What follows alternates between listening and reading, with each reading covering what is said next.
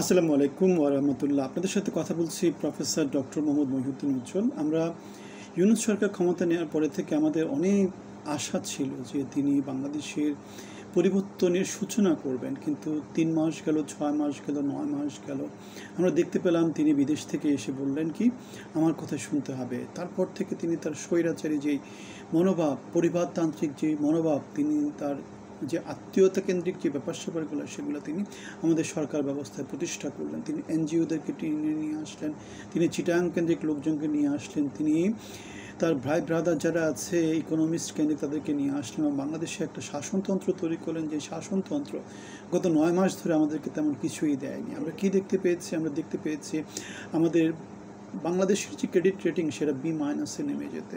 B- মানে কোনো দেশ এখন আমাদেরকে আর ঋণ দেয় না।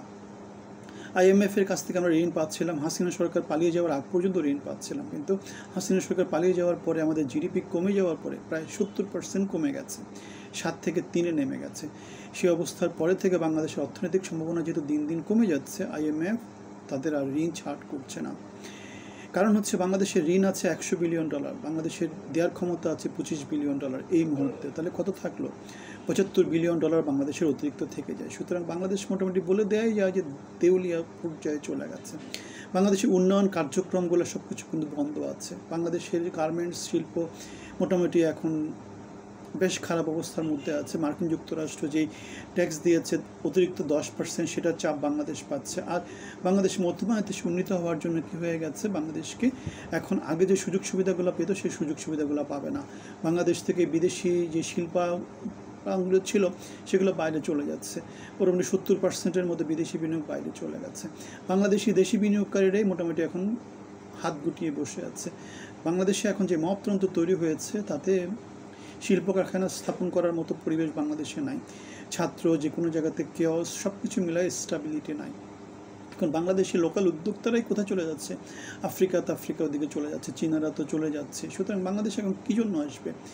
আজকে যে নিউজটা আসলো সেটা হচ্ছে চীনের উপর 10% মানে নতুন করে চায়না এবং আমেরিকার মধ্যে বাণিজ্যের ব্যাপারে তাদের ডিলিং হয়েছে, এবং সেই ডিলিংয়ে এতদিন ধরে যে আনরেস্টটা ছিল, যে অন্যান্য দেশ উপকৃত হবে, চায়না হয়তো বা একটু লস করবে, সেটার সম্ভাবনা এখন শূন্য হয়ে গেল। কারণ আজকে চীনের প্রতিপক্ষের সাথে আমেরিকার যে ট্রেডিং সেক্রেটারি স্কট বেসেন্টের একটা মিটিং ছিল, সেখান থেকে তারা যৌথ ঘোষণা দিয়েছে। সেই ঘোষণা এই জিনিসটা সামনে চলে এসেছে।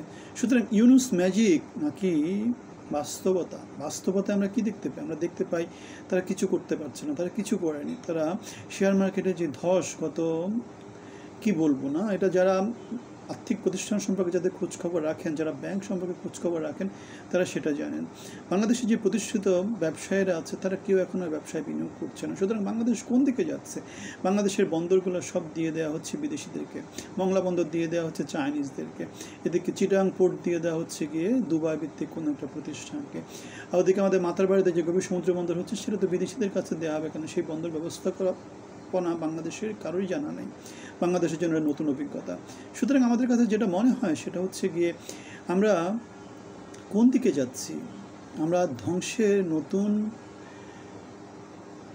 দরজা কি আমাদের জন্য খোলা হয়েছে ব্যর্থতার? ইউনূস সরকার যে ব্যর্থ সে কথা আমরা গত 9-10 মাস ধরে বলে আসছি। যারা আমাকে ফলো করেন, যারা আমাদের ভিডিওগুলো দেখেন, যারা আমাদের চ্যানেলগুলো দেখেন, তারা জানেন যে আমরা এই সরকারের সফলতা চেয়েছিলাম, কিন্তু এই সরকার যেভাবে চলছে তাতে সফলতা কিছুই নাই। এরা কী করছে? এরা জিও পলিটিক্স নিয়ে এখন বাংলাদেশকে যুদ্ধের ময়দানে পরিণত করছে, এবং সেই যুদ্ধের ময়দানে পরিণত হলে যুদ্ধ থেকে কিন্তু কেউ কিছু পায় না।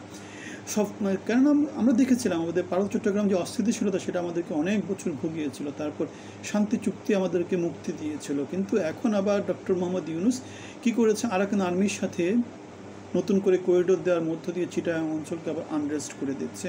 সুতরাং বাংলাদেশ কোথায় যাচ্ছে? বাংলাদেশ অর্থনীতি কোথায় যাচ্ছে? সে চিন্তা কি আমাদের রাজনীতিবিদরা করছে? যারা প্রতিষ্ঠিত রাজনীতিবিদ, তাদের কাছ থেকে আমরা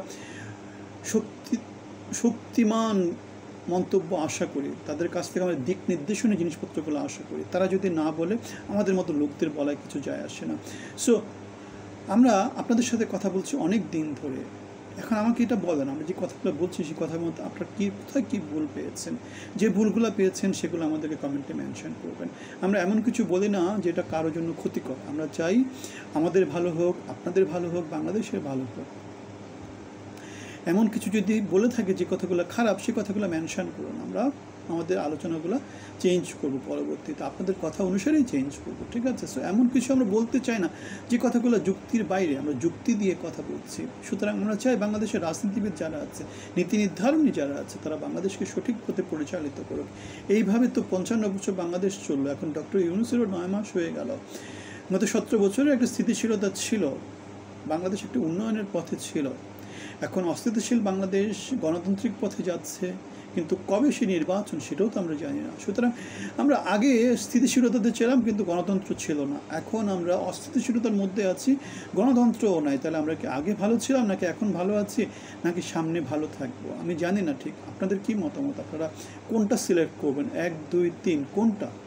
সো আপনাদের সবার জন্য অনেক অনেক শুভকামনা থাকলো। আপনারা সবাই ভালো থাকবেন, আমাদের সাথে অংশী হওয়ার চেষ্টা করবেন ফেসবুকে এবং ইউটিউবে।